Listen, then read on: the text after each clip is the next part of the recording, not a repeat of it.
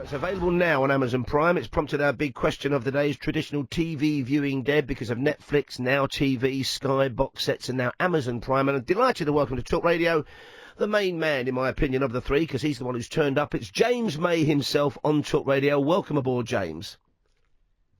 Hello. I made a point of answering slowly, given your introduction. How are you? Very well indeed. Were you nervous when you began filming the Grand Tour? Because it was a focus of huge interest because of certain things that had occurred. All those things happened. Yes. I don't know. I'm always, a part of me is always nervous about making TV because I don't want to make a mess of it. But I've always felt quietly confident that we would be okay.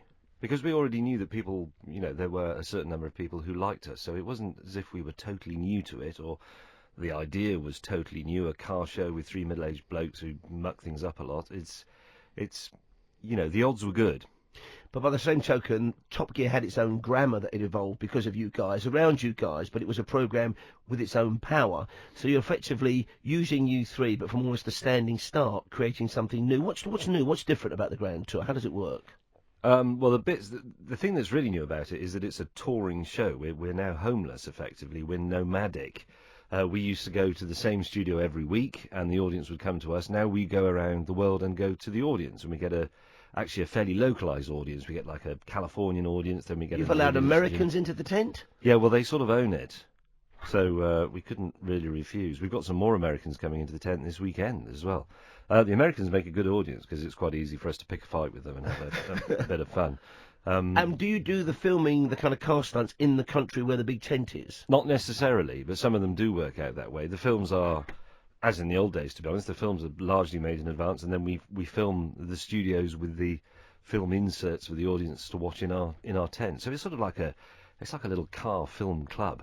So I've opened the Sun newspaper today. They've given you 2 pages, even though effectively Amazon Prime is a competitor of Sky TV and stuff. And the first thing I see is a tank being blown up.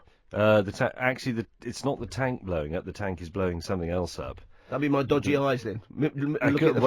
Could be, or it could just be a confusing picture. But Sorry, can I interrupt? Who's he? It's John Holmes, by the way. He does the afternoon show normally. Hello, we don't normally see him in the morning because he's a creature of the night. Yes, or afternoon, which is your night, Paul. Sorry, I've just walked in because I'm in early today because there's been some confusion, James. I'll be brutally honest with you. So what happened is, I know you've got James here now. He's here now in front of you. I am here. And I thought he was on our show due to a mix-up. So what I thought I'd do, just to save everyone's time, is come in and join in with you, Paul, if that's all right. And then sack your incompetent team for messing you about. That's exactly right. Excellent So stuff, we'll get that sorted afterwards. Because you are a big Top Gear and now a Grand Tour fan, I watched the first one this morning. Because I got up especially early for the interview I was doing with James May. Which you're now doing. That's fine. Take over. And it's, I mean, the money's up there on the, you've seen it, the money's up there on the screen, James, that's fair to say, isn't it? That is an opening sequence and a half. Yes, we do. I mean, we've, even before we pursued a policy of not spending money on, for example, wardrobe, as I'm sure many people have observed already. Are you wearing the same shirt now you're wearing on that programme? It looks very similar. I wondered if anybody would spot it. You are, though, aren't you? Well done, yes. Thank you. I've got 2 the same. I'm that professional. The money is going on the screen. Everybody's going on about the budget and how much we've been given. Most of the figures, in fact, all of the figures that I've read are wrong. But the budget is healthy. Let's not kid ourselves. And we are spending it on pictures and sound and location. So, yes, you saw the results. Yeah, it's like Mad Max. Yes, there is a bit of Mad Max. I can be honest with you. I'm not going to give you a figure because I don't actually know. But that opening sequence was not cheap. It sort of, Paul, did you think this? It sort of blew away the dust of Top Except Gear. I've yet to see it, as I said to James. Had you been listening to Talk Radio on the way, and you'd have heard that honesty, because I was too busy having an argument. It was available at 11:30 last night, and I'm in the land of Bedfordshire by then. I'm up the Wooden Hill and in the arms of Morpheus, or whoever will have me that night. This is the trouble with streaming on-demand TV. The number of spoiler alerts you have to administer is constant, because there will always be somebody who hasn't seen it yet. That's true. So spoiler alert, spoiler alert. And for those people, tough luck, like me. Let me ask a couple of quick questions that the listeners have texted in for us. Emery Merseyside said, James, don't take this the wrong way, but what is it about cars and you guys that gets you so excited? I've never understood it. Can you sum up the poetry of the automobile for Emma? I won't take that the wrong way, because it's a perfectly reasonable question.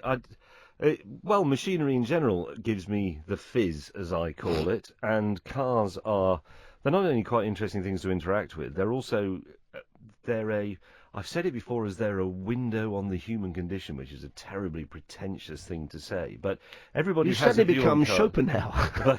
Well, not quite, but everybody's got a view on cars. If you took trains or motorcycles even, or cycling, there are groups with very, very, very, very well-formed, very vocally expressed views on those things. But everybody has some sort of opinion about cars. They've either got one, or they ride in one, or they're annoyed by them, or they work in a job that depends on them, or whatever. So it's in the same way, like cooking. Everybody has a view on food because everybody eats. Everybody has a view on cars, and we spend a lot of our time actually mocking the car and turning it into a laughing stock. Or blowing it up, in fact. Or blowing it up, yeah, or crashing it, or trying to drive a totally inappropriate one on a ridiculous journey. That's coming up later in this series.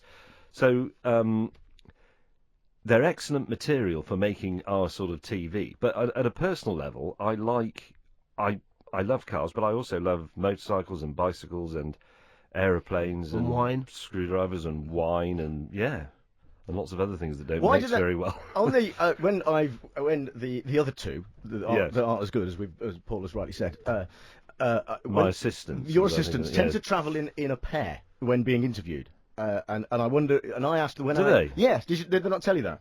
Because I interviewed No. them once together, and I asked where you were, and they didn't really want to answer that, and I thought it was a bit embarrassing. And then now you're here, and they're obviously somewhere else, and I just wonder why you're. We're all ostracised actually the by same them. person. You never see us all together. You see. I hadn't really occurred to me that the other two travel around. It's just rude, isn't it? It must just be nervousness. There was a I thing think. when Jeremy and Richard came in to. They are deeply in love as well. Well, they obviously. were making love throughout the whole interview, which was interesting. But Jeremy tweeted a picture of me standing next to Richard Hammond, and I'll be honest with you, it seemed perspective that I was shorter than Richard Hammond, which amazed both of them. Jeremy tweeted that, and it kind of went madly viral for a while because obviously he's got a lot of followers.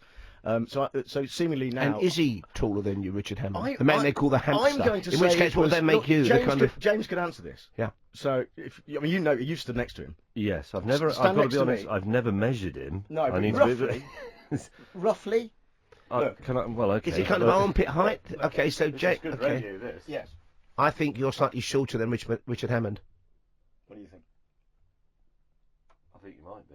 Oh dear. It's not a lot, Okay, but that's it's- okay. He's only 11 years old. He's still growing. To use one of James's catchphrases, cock.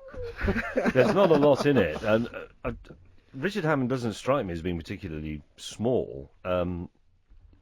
I mean, but to be honest, out of the three of us, I'm the only correctly proportioned. Yeah, yes. That's fair. So Yeah. they both seem like freaks to me. But actually, I don't think Richard Hammond is unusually short. And let me ask you the question we've been asking listeners this morning. It's a kind of our topic of conversation is about traditional ways of viewing TV, mainly because you're now on Amazon Prime, huge focus of attention.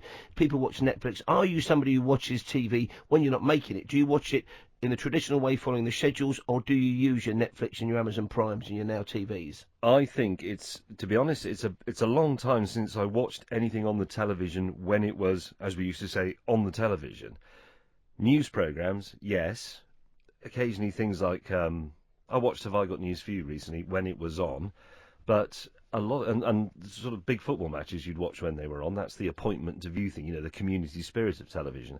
But other things like documentaries, drama, and so on, well, you watch them when you want, the same way you'd read a book when you want. And it's not actually a very new idea. It's actually been going on since the invention of the video recorder. The first domestic one of which was available in Britain in 1972. How the hell much do did I know that? That must have cost the same as a Ferrari or something. Oh, didn't it was Did it? very expensive. Yeah, it was a hideously expensive thing. Of course, these things always are when they're new. But the scheduling idea has been falling apart gradually since then. But I don't think the existence of TV channels are just about the scheduling of the programs. It's also about, and this is the thing that will take a while to disappear, if indeed it ever disappears at all. There is a type of program on BBC Two. There is very definitely a type of drama that you're now getting on Amazon, Netflix. There's a certain type of historic collective stuff that's available on Netflix and that was available prior to that on those other, the earlier movie streaming. I can't remember what they're called now.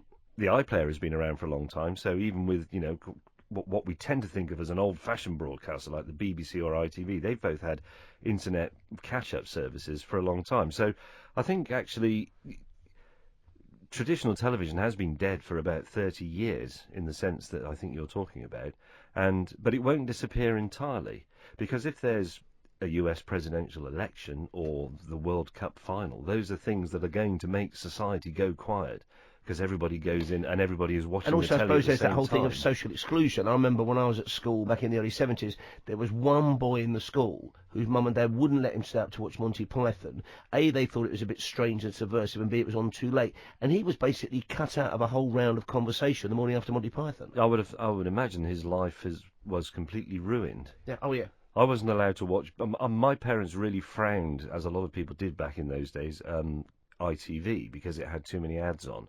And my mum didn't approve of Benny Hill because he ran around in high speed after women in bikinis. And then evolved into Jeremy Clarkson. It pretty well, he doesn't run around, but yeah. So, but yes, there was, and I was writing about this for a newspaper recently. There were things that were on when I was a kid, so Grange Hill or whatever, and you had to get home to watch it. And if you didn't watch it when it was on, you never saw it. Gone forever. It was gone forever, and you missed out on it. And as you say, it did sort of slightly ostracise you if it was a very popular thing, because people would be talking about it. The then equivalent of what we now call the water cooler conversation, you couldn't join in. It only because happens you hadn't live seen now, it. doesn't it? And then you People- became a murderer, basically. Because, But it's that live conversation now. It's changed, hasn't it? That where people are double screening, as I believe they say, where hashtag that or whatever.